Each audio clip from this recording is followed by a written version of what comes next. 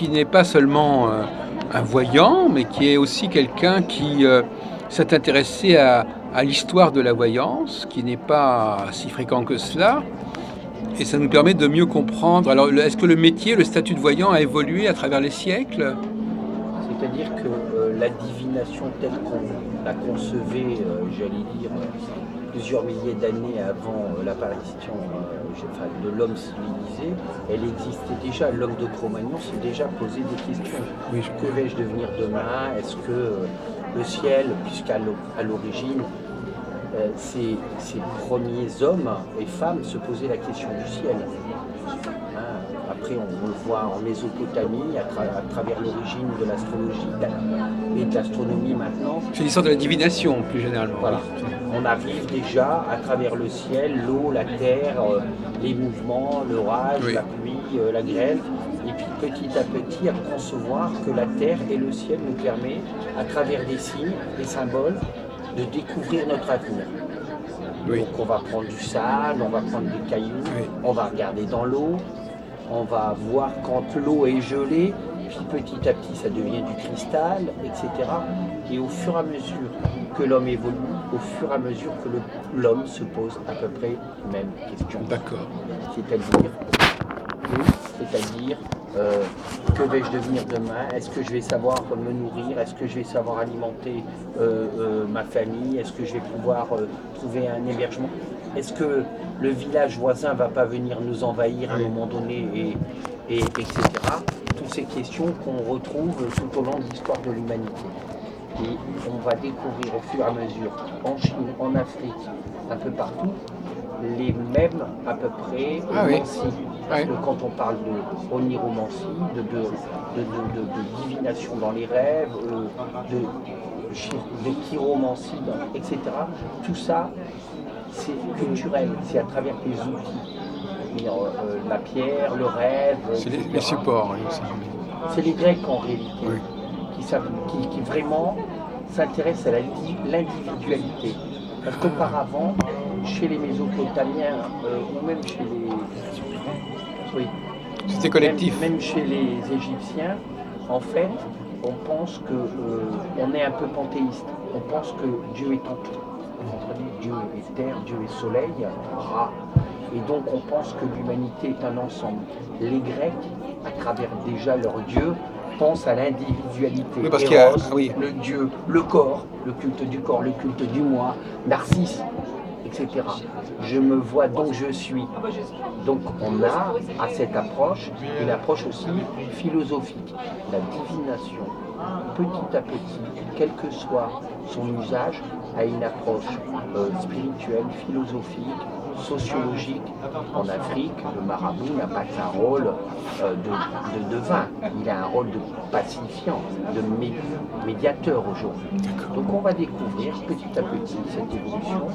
On va la découvrir aussi pendant la Révolution française avec Mademoiselle Lenormand, que vous connaissez. d'Alençon, oui. Évidemment, qui commence à faire des petites cartes, qui découvre que finalement Robespierre va être guillotiné, mais à l'époque, on finissait souvent mal, la lame étant là, pas la lame du tarot, mais la lame... Et donc,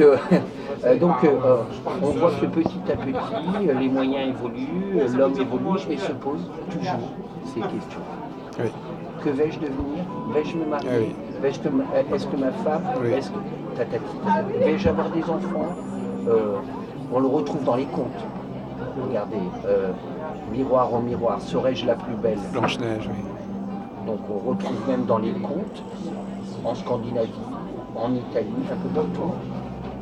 Dans l'opéra, Georges Bizet, Carmen, Mercedes est en train de tirer un jeu de cartes à Carmen. Et qu'est-ce qu'elle voit? Elle dit la mort, la mort, la mort.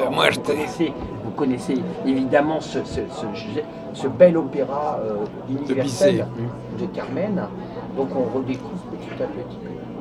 Aujourd'hui, et en peinture aussi, il y a des choses très... Les devins. Les devins, etc. chez les Gaulois. Et aujourd'hui, à travers Internet, l'outil est devenu un outil aussi de communication et de consommation par ailleurs. Donc comment s'y retrouver dans tout ça?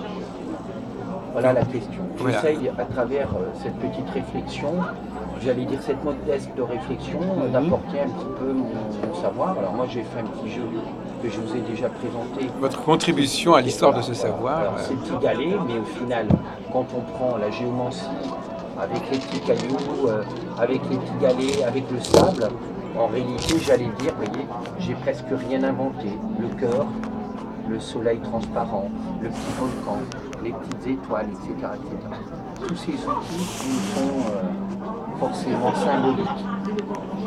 Et alors donc c'est plus intéressant quelque part que les cartes pour vous Ça me parle plus, comme dirait Oui. un jeune aujourd'hui. Parce qu'ils sont plus anciens à votre avis que les cartes probablement, parce que les cartes il a fallu attendre l'imprimerie, etc. Enfin, je sais pas. Absolument. Et donc on retrouve. C'est une divination primitive. Absolument. Tout à fait. J'ai le sentiment d'être beaucoup plus dans une approche primitive de la divination. C'est bien de retrouver les réflexes primitifs parce que c'est ceux qu'on a le plus en nous-mêmes, pour lesquels nous sommes le plus programmés à capter. Comme les mythes. Les mythes nous parlent tous différemment. Le mythe de Narcisse, le mythe d'Icare et du soleil. Donc on retrouve dans cette approche l'aventure humaine. Après, c'est vrai que l'imprimerie est arrivée, l'illustration, les bandes dessinées et hop, les cartes. Hein. Et c'est vrai que, regardez, même dans la bande dessinée, Astérix et le devin. Oui, il y a un devin dans le... Monsieur et Madame Bidochon Ah oui. cette célèbre bande dessinée. Oui, j'ai vu, à un moment donné, Monsieur Bidochon se croit inspiré et devient... ah oui, j'ai pas suivi celle-là. C'est formidable, c'est une bande dessinée qui mélange et un petit peu l'histoire de l'humanité, du questionnement existentiel et un petit peu le personnage de bande dessinée. C'est formidable. Mais comment se fait-il que vous avez aussi un intérêt pour l'alchimie? Parce que je crois que vous avez un email qui s'appelle l'alchimiste. Alors, j'ai lu... Vous avez une casquette alchimiste aussi? J'ai lu à plusieurs reprises des ouvrages sur l'alchimie. Évidemment, ça ne pouvait pas me laisser, j'allais dire, indifférent. Et effectivement, l'alchimie, c'est-à-dire l'alchimie, comme on dit en arabe, c'est-à-dire cette chimie qui permet de transformer le plomb en or. Oui. Est-ce qu'on est capable de transformer une matière brute en matière noble? Est-ce qu'on peut transformer notre esprit un peu parfois primaire en esprit un petit peu plus... Je dirais de manière ainsi, est-ce qu'on peut transformer la femme en homme, par exemple? Par exemple, alors voilà. C'est un petit peu tout ça qui m'intéresse. Oui, alors justement la question que j'ai beaucoup discuté dans ce salon, c'est est-ce que les gens qui attendent des voyants, des médiums, qu'ils servent de coach pour les aider à changer? Est-ce que c'est le but de... On est dans une société... changer pour arriver à ce qu'ils veulent. On est dans une société où ce qu'ils veulent devenir. La plupart des gens veulent s'améliorer, veulent devenir plus musclés, plus beaux, Oui. mieux habillés. On parle de coach en vestimentaire, des coachs en chant. Oui. Je chante moyennement, je voudrais tellement mieux chanter, etc. Voilà. Donc aujourd'hui, je suis malheureux, je connais un certain nombre d'échecs dans ma vie amoureuse, en quoi le petit voyant peut se transformer en coach. Voilà. Et donc on est dans une de ces déclinaisons modernes. Voilà. Et oui, il y a beaucoup de réussite dès lors où il y a une démarche du client, j'allais dire. C'est-à-dire qu'il y avait une période où les gens voulaient plutôt se connaître, savoir qui ils étaient. Maintenant, ils veulent qu'on les aide à obtenir ce qu'ils ne sont pas. Absolument. Et on est toujours dans la représentation sociale, c'est-à-dire qu'est-ce qui fait que mon voisin ou à la télé, celui qui a eu un parcours à peu près similaire que le mien, ait réussi sa vie.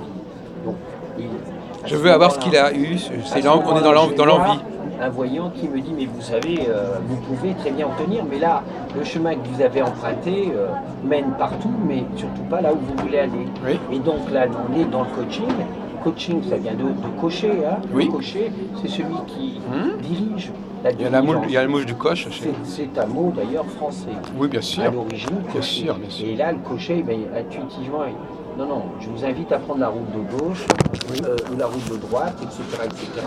Et là, on découvre un certain nombre de possibilités d'aider. Et vous Simplement. sentez l'âme d'un cocher, Didier Beltran? Ça vous gêne pas, quelque part? Non, non, Un guide, au fond. Non, non, non. Oui, le guide, hein.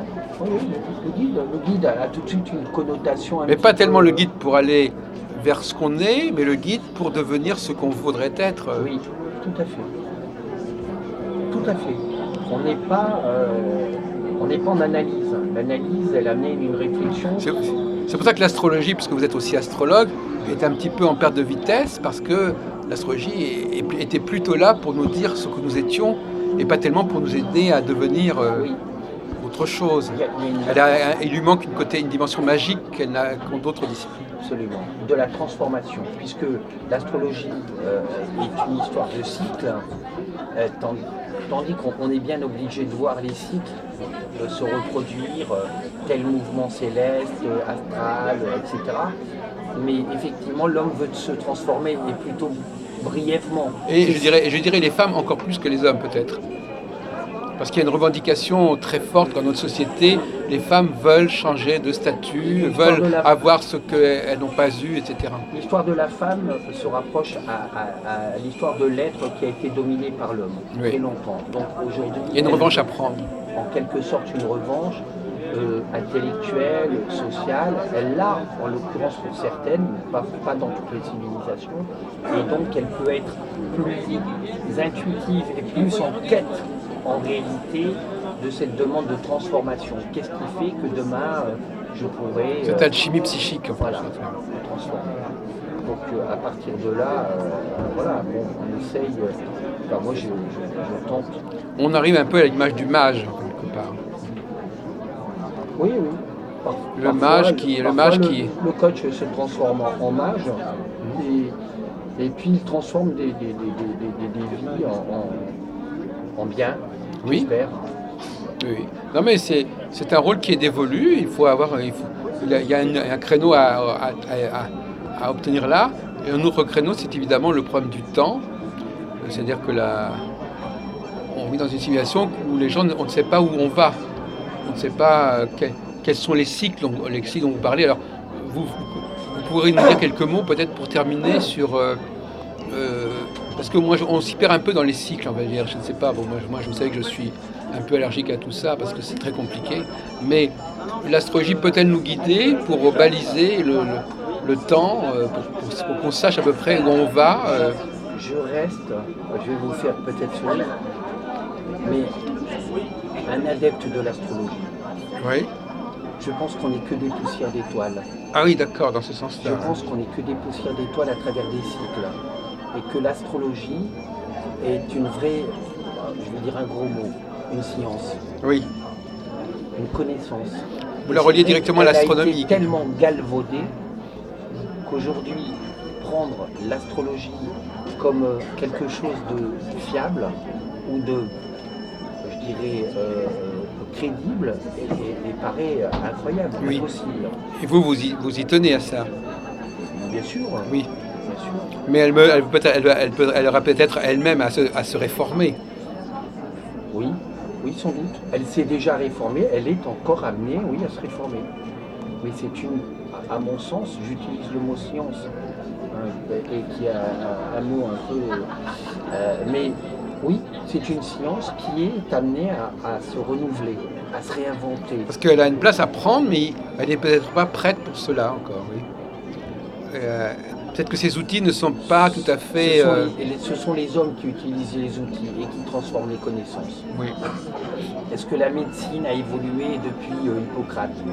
Voilà, une question. Est-ce que la science a évolué depuis Erasmus, etc., etc. Je sais pas. Oui. D'autres personnages. C'est la technique qui a évolué. Eh bien, écoutez, voilà, je vous remercie. C'était très brillant. Merci beaucoup.